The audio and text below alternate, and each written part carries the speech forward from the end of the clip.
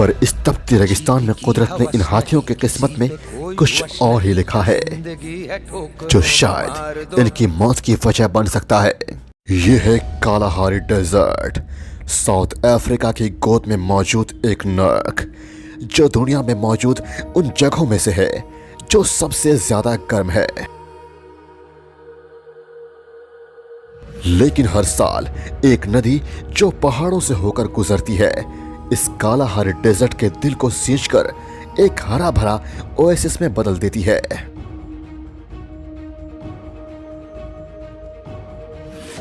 इसी अफ्रीका के सरजमी में मौजूद है ओकावांगो डेल्टा, जो हर साल पानी से भर जाता है, फिर यहाँ सूखा भी पड़ता है और दोबारा हरा भरा हो जाता है, और यह प्रक्रिया सदियों से चल रहा है।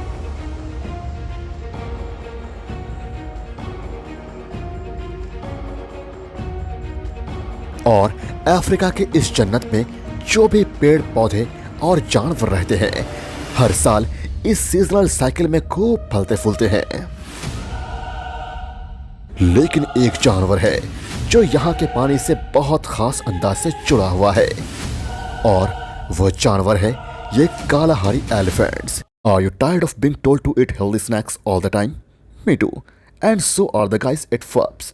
And healthy snacks don't taste good at all. That's why they developed a line of Fubs that are taste good. And the best part, they come in 5 awesome flavors like grocery store cheddar, instant hot chocolate, professional salt and vinegar, and more. The bags are big and stuffed to the gills with Fubs. At only $5 a bag, it is the steal of the century. Check out their website and use code SNACKS15 for a discount on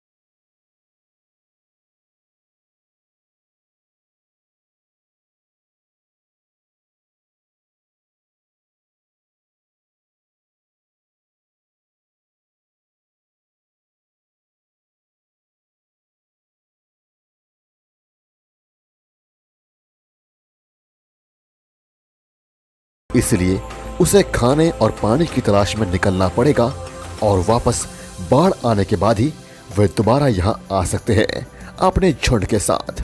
और ये elephants दुनिया में आखिरी बचे elephants हैं जो हजारों मील की दूरी तय करते हैं हर साल एक एपिक माइग्रेशन के लिए, जो उनके पूर्वज किया करते थे। नए जन्मे बच्चों के लिए यह ट्रिप काफी एक्साइटिंग होगा और मजेदार भी, पर वे नहीं जानते हैं ये सफर कितना खतरनाक है। पर जो भी हो, सभी गाय के तजुर्बे और विजडम पर निर्भर है। हर साल की तरह इस साल भी माइग्रेशन बेहद चुनौती भरा होगा, लेकिन इस साल यह खतरनाक सफर इनकी जिंदगी बदल कर रख देने वाला है। अगले 2 महीने में सूखे ने अपनी दस्तक दी और ये जन्नत चारों तरफ धूल से भर गया। झुंड में चूमो सबसे आगे है, जो भागकर इस छोटे से पानी के सोर्स तक आ रहा है। और इस पूरे डेल्टा में ऐसे छोटे छोटे कई पानी के स्रोत हैं, जहां कई हाथियों का परिवार आकर मिलता है। और हाथियों के बीच का यह सामाजिक जीवन उनके लिए ऑक्सीजन की तरह है। इतने सारे हाथियों के बीच शानी अपने बेटे चूमो को ढूंढ रही है। तभी वह उसे दिखता है, अपने ही धुन में मस्त मगन चूमो। एनीवे, उम्रदराज हाथी जानते हैं कि यह पानी का आखिरी स्रोत होगा और आगे महीनों तक पानी नसीब नहीं होने वाला है। इसलिए वे इस पानी का खूब मजे लेना चाहते हैं। कुल मिलाकर कहें तो वक्त है एक पूल पार्टी का। जूमो अपने हम उम्र बच्चों के साथ खूब मजे करने में लगा हुआ है। बहरहाल, हाथी के इस मजेदार पार्टी ने इस छोटे से पूल के पानी को कीचड़ में बदल दिया है। ऑल्दो इनके लिए कीचड़ बेहद जरूरी है, क्योंकि यह एक तरह से इनकी बॉडी में सनस्क्रीन का काम करते हैं और कई बार तो ये इसे खाते भी हैं, अपने पेट से जुड़े छोटी मोटी प्रॉब्लम्स को दूर करने के लिए। पर कीचड़ की एक डार्क साइड भी है, और वो ये है, ये बहुत स्टिकी होते हैं और बॉडी से चिपक जाते हैं। इसलिए गाया ने सबको पूल से बाहर आने का आदेश दिया। सभी बाहर आ गए। वेल, इस कीचड़ से किसी तरह चूमो भी बाहर आ जाता है, लेकिन एक बच्चा कीचड़ में फंसा रह जाता है।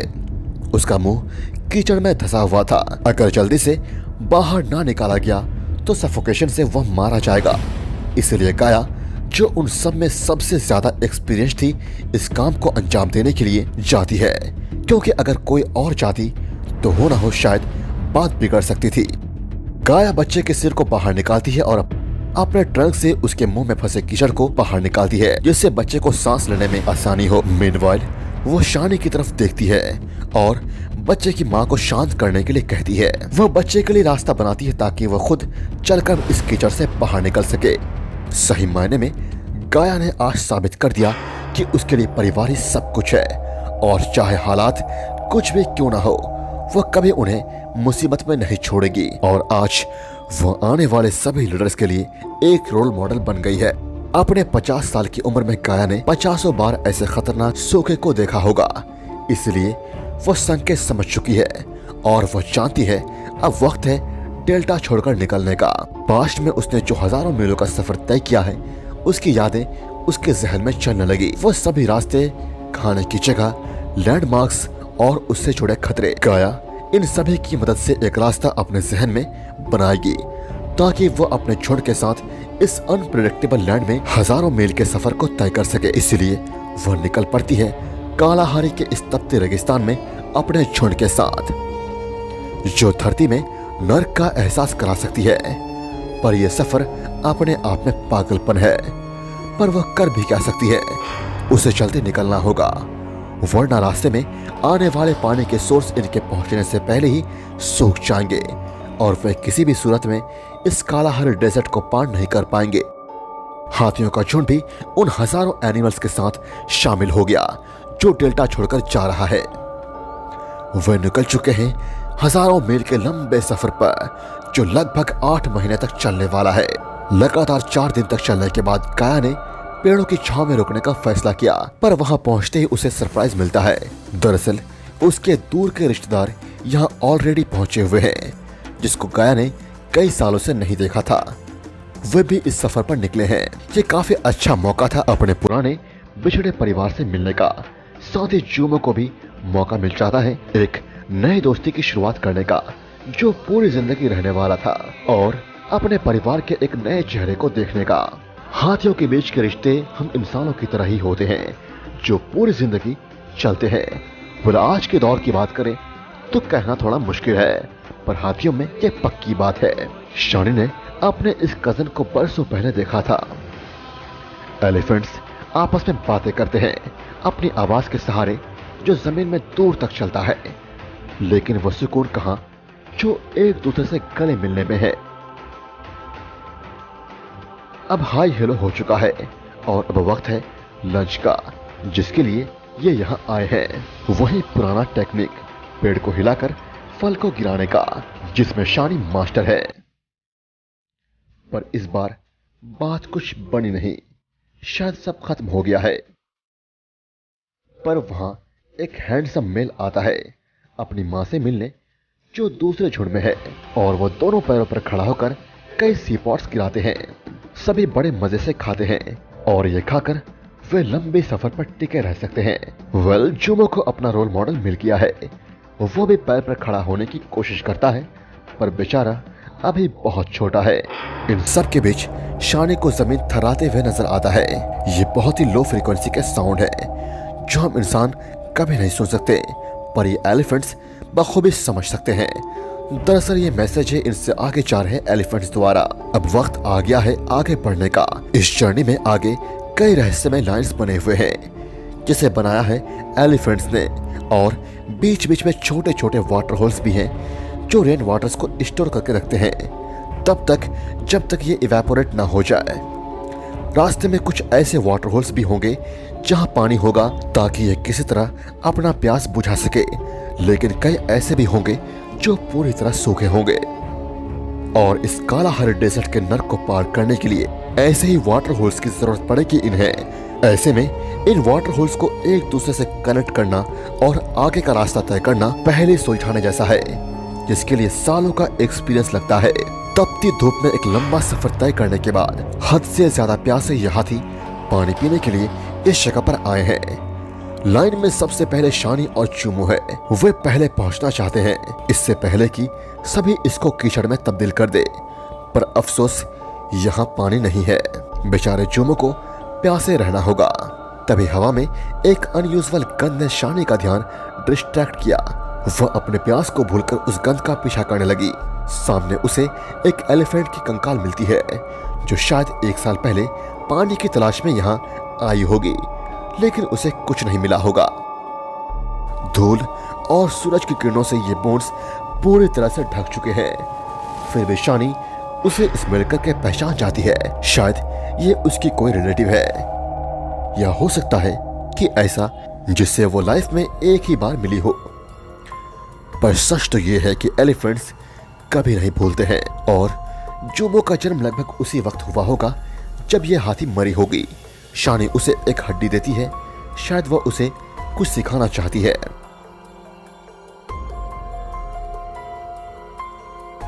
ये बात तो सच है कि हाथी अपनों की मौत पर शोक मनाते हैं, और यहाँ भी कुछ ऐसा ही हो रहा है। फिलहाल वक्त है अब आगे बढ़ने का। गाया उन सबको दूसरे वाटर होल्स की तरफ ले चलती है। चाहे 1 दिन लगे या 2, सब बढ़ते जाते हैं। इस बार गलती की कोई गुंजाइश नहीं है। इस सफर में कई ऐसे भी हैं जो बिल्कुल नई चीजों को एक्सपीरियंस कर रहे हैं, जैसे जुमो। उसका मन इस चीता के बच्चे के साथ खेलने का बहुत कर रहा है, लेकिन उसकी माँ है इसीलिए ये मुमकिन नहीं है। जल्दी ये हाथी का झुंड पानी ढूंढ लेता है और सभी जानवरों को वे वहां से भगा देते हैं, लेकिन छोटा जुमो खेलने के मूड में है, इसीलिए वह पहले तो हाइड एंड सीक खेलता है।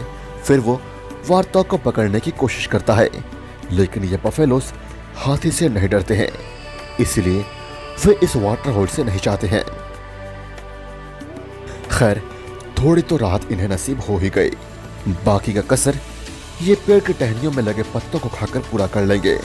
ये दिन में 600 पाउंड तक खा सकते हैं, लेकिन ये कैटरपिलर्स इनके कंपटीटर हैं, और इसीलिए ये हाथियों को वहां से जाना पड़ता है, क्योंकि हर तरफ ये कैटरपिलर्स भरे पड़े हैं। गाया अब अपने झुंड को लिए आगे बढ़ती है, क्योंकि यहाँ अब इनके लिए कुछ नहीं बचा है। पर आगे वे कहाँ जाएगी? तभी गाया अपनी यादों में सोचती है, और वो जानती है एक ऐसी जगह है जहाँ बहुत से हाथी पहले कभी नहीं गए हैं, और सबका गाया के साथ जाना इस बात को साबित करेगा कि यह हाथी गाया पर कितना भरोसा करते हैं। पर सामने था अफ्रीका का सबसे बड़ा साल्ट पैन, जिसने इससे पहले कई हाथियों को निगल लिया। कितने मरे, कितने जीवित भी बचे, और जिसे पार करना लगभग नामुमकिन है। बीते कल में हाथियों द्वारा बनाए गए ट्रेल्स इन्हें बड़े ही शानदार आइलैंड में ले जाता है और ये आइलैंड सदियों से एक सहारा बना हुआ है इन जैसे मुसाफिरों के लिए। यहाँ मौजूद बायोबाब ट्रीज अपने फूले हुए तनों में पानी भर रखा है जो महीनों पहले बारिश की वजह से जमा हुआ था। गाया को उम्मीद थी कि यहाँ थोड़ा बहुत पानी तो मिल ही जाएगा जिससे वह आगे 200 मील का सफर तय कर सकती है। भले ही गाय ने इस आइलैंड को ढूंढा हो लेकिन वह शानी ही थी जो सिखाती है बायोबाब ट्रीज के साथ क्या करना है। और हजारों सालों से ये पेड़ इन हाथियों के लिए उम्मीद के पिलर्स बनकर खड़े हैं। थके हुए हाथियों का ये झुंड रात की इस ठंड में नींद के आगोश में चला गया है, पर ये अनोखे जानवर चमचमाती आसमान और ठंडी रात में बाहर निकलते हैं। शानी और उसका परिवार इस आइलैंड आकर सपनों की चादर में लिपट गया है, जबकि बच्चे इस सफर के एक्साइटमेंट में खोए हुए हैं। शानी उन दिनों के सपने को देख रही है जब वह खुद छोटी थी और उसके माता पिता ने इस आइलैंड को उससे इंट्रोड्यूस करवाया था। अब बारी थी शानी की और यह सिलसिला हजारों सालों से चला आ रहा है। अपने एक्सपीरियंस और नॉलेज को अपने यंगर वंस को पास करने का सिलसिला। सुबह के वक्त इस ठंडे रेत में शानी और चूमों को बहुत मजा आ रहा है और उनका कोई इरादा नहीं है उठने का, लेकिन गाया अपने परिवार को आगे बढ़ने के लिए कहती है। हालांकि उसके बूढ़े हड्डियों में आजकल दर्द रहता है, पर फिर भी आगे तो बढ़ना ही होगा। विल उम्र मायने नहीं रखता है।